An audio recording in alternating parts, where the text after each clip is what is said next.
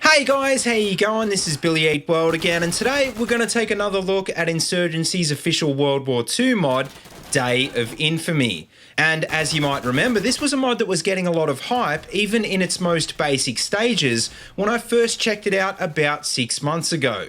So why am I reviewing it again? Well, recently it's actually been released as a standalone game, and with that comes campaign missions, a lot more content, and a brand new UI. But with that being said, as well as all the new features, it also now comes with its own price tag of $20 US. So I'm sure a lot of you guys are wondering if it's actually worth it. Well, in a nutshell, even though it pretty obviously is just Insurgency reskinned in a World War II theme, I think the answer is still definitely yes. And that's simply because Insurgency is already one of the best hardcore FPS games on the market, so who wouldn't want a second one, right? The core gameplay is just as deep in Day of Infamy, which I might add is way deeper than most FPS games these days, and even with all the new content, it still has that authentic Insurgency feel, so needless to say, if you're a fan of one game, then you're gonna like the other one as well. Now, that's not to say that Day of Infamy is exactly identical. I mean, obviously there's a completely new weapon set, new maps, and like I said, a new UI. And not just that, it's also got new game modes that are kind of reminiscent of BF 1942 in the sense that they're trying to stay true to the actual historical battles.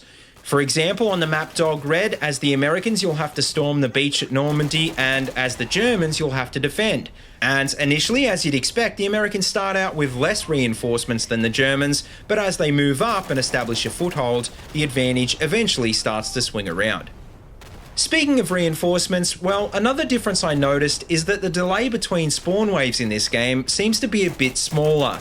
And that's, I think, because the devs want the players to feel a little bit more like a large group of soldiers in a big battle than individual operators on a small tactical raid.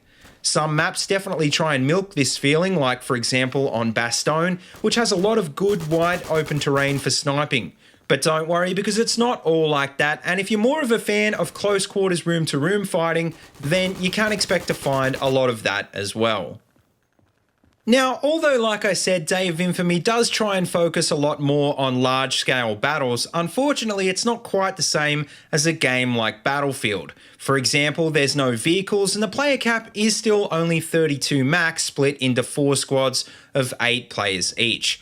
What it does have though that Insurgency doesn't is a brand new artillery feature, which requires a support player with a radio pack to work together with an officer. And together, basically they can rain down fire on enemy positions, which as you can imagine is pretty devastating in a game with a hardcore damage model.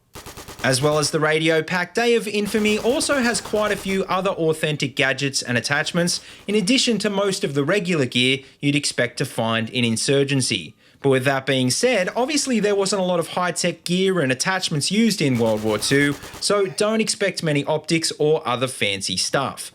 And speaking of weapons, well, I don't think much really needs to be said, but I will mention that just about all the guns you'd expect to find in a World War II game are here. And just like in Insurgency, they're all faction locked, so you won't need to worry about players running around with 1 or 2 god guns like what we've seen in the past in other franchises. But anyway, to finish up, I don't really think much more needs to be said because this game is pretty straightforward, especially if you're already familiar with the previous games. And so I'll just say once again, I think it definitely is worth it at 20 bucks. And to be honest, at that price, I actually think it's pretty cheap. Obviously though, I can't really cover every detail in this video, so if you do own the game and you think I've missed anything, then make sure you let everyone know in the comments. But for the rest of you, I reckon just buy it and you'll see what I mean. And if you're really worried about the money, then don't, because it's only worth a third of the price of a AAA game anyway.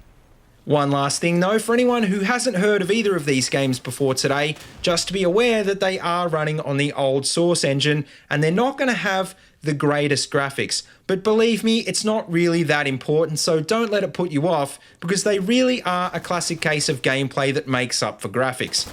And also, just remember that Day of Infamy is only in alpha at the moment, so if you've got a problem with alphas, then maybe you might want to hold off a bit. But honestly, and I don't think I really even need to say this because I've made it pretty clear already, even in its current state, it is pretty good, and logically, it's only going to get better. But anyway, guys, that just about wraps up this video. So let me know what you think in the comments section below. And as always, if you like what you see, don't forget to like, comment, and subscribe. Also, check out the links in the description below if you want to see any more of my videos or if you want to support my channel on Patreon. And until next time, see you later and have a good one.